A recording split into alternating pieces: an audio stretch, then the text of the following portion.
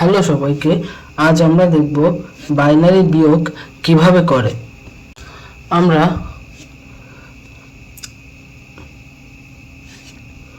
তাহলে ধরো এখানে আছে 1 1 1 0 1 এবং 1 1 0 1 1 বাইনারি বিয়োগ। নিচে একই সংখ্যা হয় তাহলে 0 হবে। আবার বলছি, উপরে নিচে একই সংখ্যা হলে 0 হবে। আমরা একটু এখানে লিখি, উপরে নিচে একই হলে 0 এবং উপরে বড় সংখ্যা, উপরে যদি বড় সংখ্যা থাকে, উপরে বড় সংখ্যা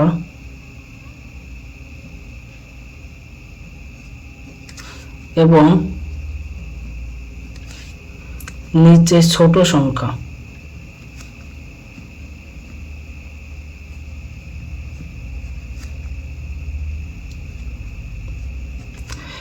তখন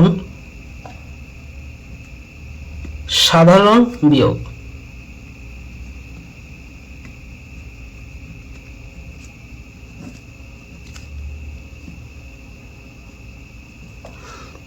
উপরে যখন বড় সংখ্যা থাকবে, যেমন ধরো এখানে আছে, ধরো আমরা ভাবি যে উপরে আছে 1, নিচে আছে 0, তাহলে এটি যদি বিয়োগ করা হয় 1 থেকে 0 চলে গেলে কত হবে?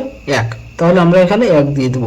এভাবে বলা হয়েছে, উপরে যদি বড় সংখ্যা থাকে, নিচে যদি ছোট সংখ্যা থাকে, তাহলে আমাদের সাধারণ বিয়োগ করতে হবে। 1 থেকে 1 বিয়োগ 0 করলে 1ই হয়। এটাই বোঝাতে চেয়েছে এখানে। এবং যখন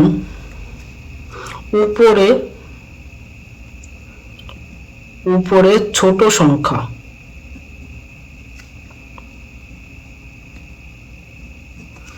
এবং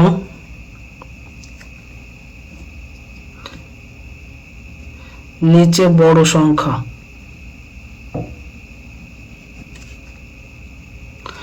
সেক্ষেত্রে বেজ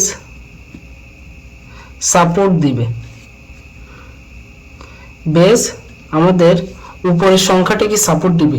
আমরা একটু দেখি, একটা দেখলে আমরা বুঝতে পারবো। এখানে দেখেছো উপরে এবং নিচে একই সংখ্যা, তাহলে উপরে যদি নিচে একই সংখ্যা থাকে, তাহলে আমাদের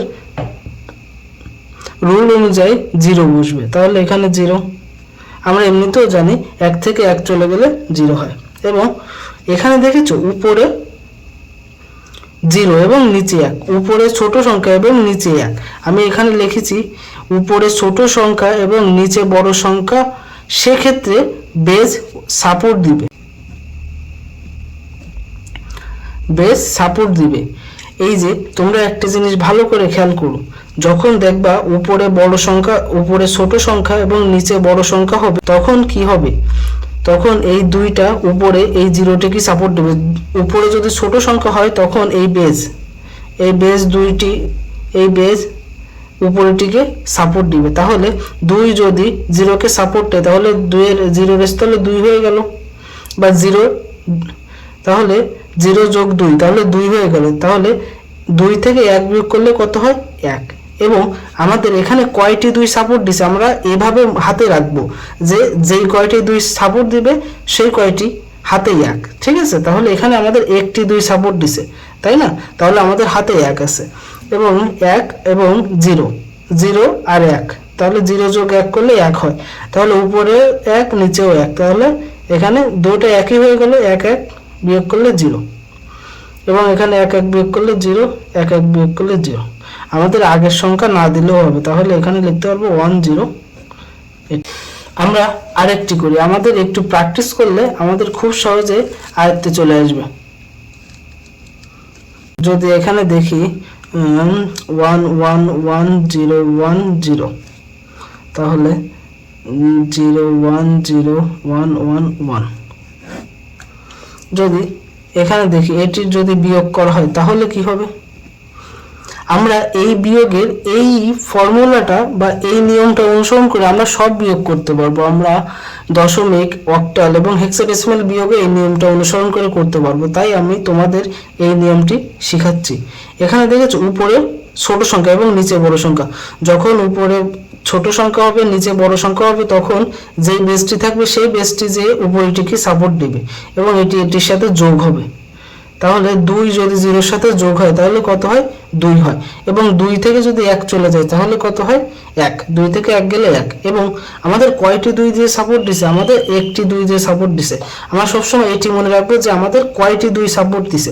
যেই কয়টি 2 সাপোর্ট দেবে হাতে তত থাকবে। যেহেতু এখানে একটি 2 দিয়ে সাপোর্ট দিছে তাহলে আমাদের হাতে 1 এবং 1 আর 1 2। তাহলে 1 আছে আমাদের হাতে এবং 1 এই নিচের একটার সাথে যোগ হবে। 1 যদি নিচের একটার সাথে যোগ হয় তাহলে 2 এবং উপরে 1 আছে। তাহলে আমাদের নিচে 2 হয়ে গেল, উপরে 1 থেকে গেল না। আমরা সবসময় মনে রাখবা যে আমাদের একটা হাতে থাকবে, সেই একটা এই নিচের 1-এর সাথে যোগ হবে। নিচের 1-এর সাথে, তাহলে এই 1-এর সাথে যদি 1 যোগ হয় তাহলে 2।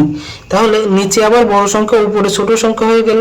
তাহলে এই 1-রে আবার এই 2 যে সাপোর্ট দিবে, এই 1-রে যদি এই 2 যে আবার সাপোর্ট দেয় তাহলে 2 যোগ 1, 2 যোগ 1 তাহলে কত হয়? 3। তাহলে 3 থেকে যদি 2 চলে যায় তাহলে কত থাকে? 1। এবং আমাদের কয়টি 2 যে সাপোর্ট দিছে? আমাদের একটি 2 যে সাপোর্ট দিছে। তাহলে আমাদের হাতে আবার 1। তাহলে 1 আর এবং এই 1 1 যোগ করলে 2 হয়। তাহলে আমাদের উপরে 0, তাহলে উপরে ছোট সংখ্যা আছে, তাহলে আবার এই 2টি যে এই 0-কে সাপোর্ট দিবে। তাহলে যদি যোগ করি 2 যোগ 0 তাহলে হয় 2। তাহলে 2 থেকে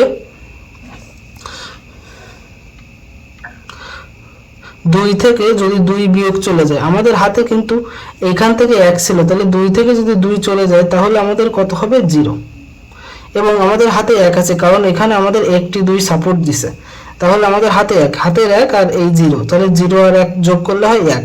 তাহলে 1 আর 1 কেটে গেলে হয় 0। যদি উপর নিচে সমান হয় সেক্ষেত্রে 0 হয়ে যাবে। তারপরে 1 1 যদি সমান হয় তাহলে 0, তারপরে 0 1।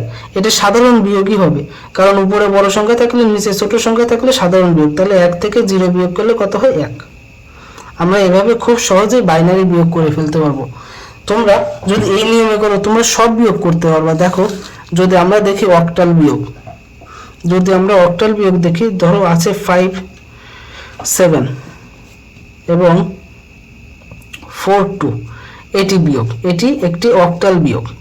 তাহলে অক্টাল বিয়োগ আমরা জানি কি? 7 থেকে আমরা কি জানি? উপরে যদি বড় সংখ্যা থাকে এবং নিচে ছোট সংখ্যা থাকে তাহলে আমাদের সাধারণ বিয়োগ। তাহলে 2 কত হলে 7 হবে? 5। এবং 4 কত হলে 5 হবে? 1। আমরা খুব সহজে এইভাবে করে ফেলতে পারবো। এবং উপরে যদি ছোট সংখ্যা হয় আমরা আরেকটি দেখব।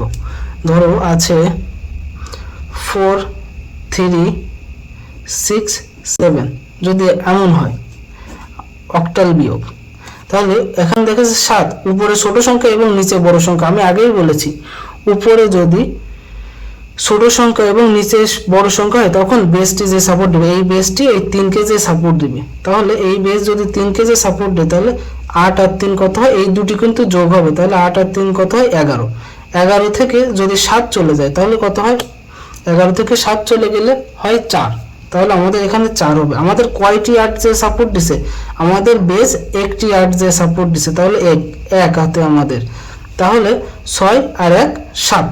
তাহলে আমাদের নিচে বড় সংখ্যা এবং উপরে ছোট সংখ্যা হয়ে যায়। নিচে বড় সংখ্যা এবং উপরে ছোট সংখ্যা, সেক্ষেত্রে আবার এই 8টি যে এই 4-কে সাপোর্ট দিবে। এই 4-কে যদি সাপোর্ট দেয় তাহলে কি হবে? তাহলে 4 আর 8 12। তাহলে 12 থেকে যদি 7 বিয়োগ করা হয় তাহলে কত হয়? 5।